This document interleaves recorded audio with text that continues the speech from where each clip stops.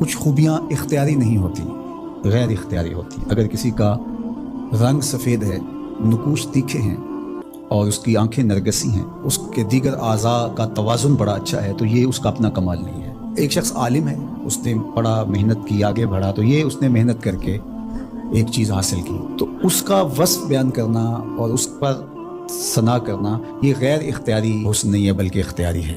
تو کمال وہ ہوتا ہے جو چیزیں اختیاری ہوں۔ تو اللہ جل شانہ کی حمد اس لیے کی جاتی ہے کہ اس کی چیزیں، اس کا حسن غیر اختیاری نہیں ہے، وہ اس کا اختیاری ہے۔ اللہ اکبر۔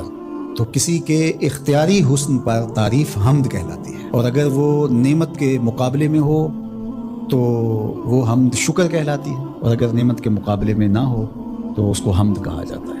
حضرت کعب احبار رضی اللہ تعالی عنہ فرماتے ہیں کہ الحمد کی تفسیر ثناء اللہ ہے، اللہ کی ثنا، اللہ کی تعریف۔ اور حضرت ضحاک بن مزاحم نے اس کا ترجمہ کیا ہے الحمدللہ رداء الرحمن، یہ رحمان کی چادر ہے۔ جس طرح چادر زینت دیتی ہے اور وقار کی علامت ہوتی ہے، اور اہل عرب کندھے کے اوپر چادر ڈال کر کے جو ہے وہ ایک خاص ان کی حیت ہوتی ہے۔ یہاں گرمی سردی سے بچاؤ کے لیے چادر لی جاتی ہے، لیکن عرب میں چادر جو ہے وہ زینت کے لیے لی جاتی ہے، اور وہ آپ نے دیکھا ہوگا کہ عرب علماء یہاں کندھے پہ چادر رکھتے ہیں، تو وہ زینت کے لیے ہوتی ہے، ضرورت کے لیے نہیں ہوتی۔ تو اس لیے یہاں جو رداء الرحمن کہا گیا ہے تو الحمد رحمان کی زینت ہے، وقار کی چادر ہے۔ ثنا کی جتنی بھی قسمیں اور جتنی بھی صورتیں ہیں وہ اللہ کے لیے، وہ ڈائریکٹ تعریف کی جائے تب بھی اللہ کی، انڈائریکٹ تعریف کی جائے پھر بھی اللہ کی ہے۔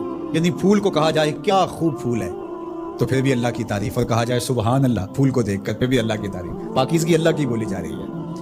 اور اگر اس کی درزوں کو، اس سے مہکتی نکلتی خوشبو کو، اس کے رنگوں کا جمال اور اس کی لطافت دیکھ کر کے کہ واہ کیا کھلا ہوا شگفتہ گلاب ہے، تو آپ گلاب کی تعریف کر رہے ہیں لیکن خالق کے گلاب کی تعریف کر رہے ہیں، یہ انڈائریکٹ تعریف۔ تو خوبی کی جتنی بھی صورتیں ہیں، چاہے وہ ڈائریکٹ ہو، چاہے وہ انڈائریکٹ ہو، چاہے وہ قولن ہو، رویتاً ہو، فعلاً ہو، جس طرح ہو، اللہ کے لیے ہے۔ اس کی تم کیوں خوبیاں بیان نہیں کرو گے؟ الحمدللہ رب العالمین، وہ تمام جہانوں کو پالنے والا ہے۔